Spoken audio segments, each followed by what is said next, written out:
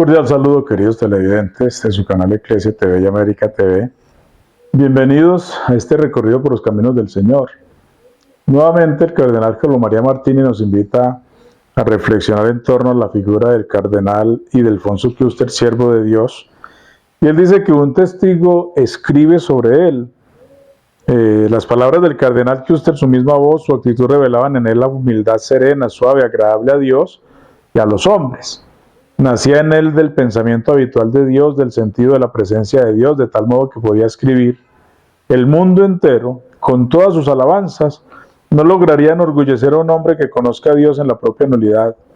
Humildemente se encomendaba a las oraciones de sus fieles: recen por su obispo, recen por su pobre obispo. Ante Dios era verdaderamente un pobre hombre. Siempre y en todas partes prefería estar escondido, retirado.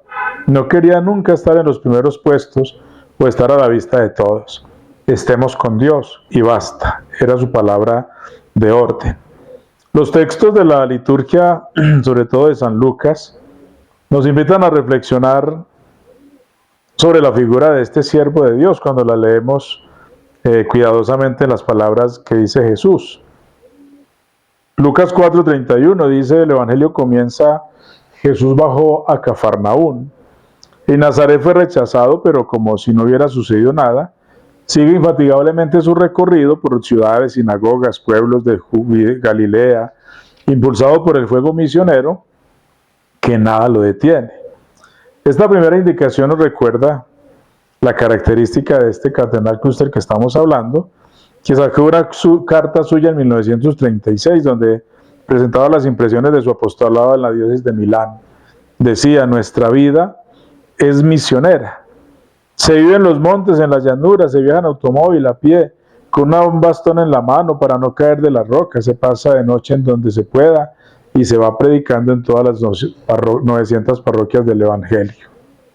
Y él consideraba su vida como la de un misionero itinerante, como Jesús, destinado y deseoso de llevar la palabra del Evangelio a todos los lugares de la diócesis.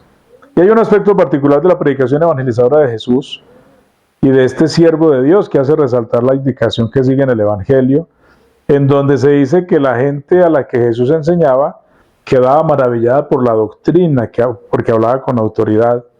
Y esa es la palabra clave para señalar el comportamiento de Jesús: obra con autoridad, habla con autoridad.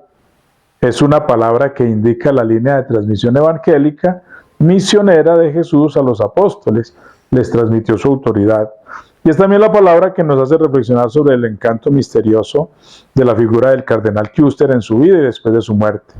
La gente decía y dice que enseñaba con autoridad. Tenía un sentido de autoridad que atraía y quedaba impreso en la mente y en el corazón.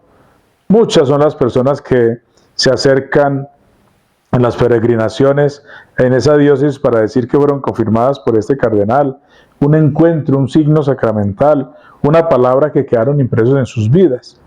Pero si nos preguntamos de dónde le venía esa autoridad, esa capacidad de irradiar a su alrededor la fuerza del Evangelio, encontramos dificultad para indicar exactamente con palabras humanas el contenido de lo que salía de él. No era ciertamente la imponencia de su figura. En efecto era delgado, pequeñito, como dijo también el cardenal Roncalli en la homilía de sus exequias. Él hablaba mucho, predicaba mucho, pero la voz era débil, sobre todo en los últimos años. No era la autoridad de su inteligencia, aunque era un erudito, un hombre de estudio capaz de investigaciones severas. La raíz última y profunda de su autoridad, de la irradiación, la fuerza de la persona, era la santidad. La gente sentía su santidad, el encanto de una vida evangélicamente auténtica, cuya fuerza era tal que superaba los confines del tiempo y el confín estrecho de los que se acercaban a él, movidos por el espíritu de fe. Todavía hay quienes sienten esa fuerza de su personalidad.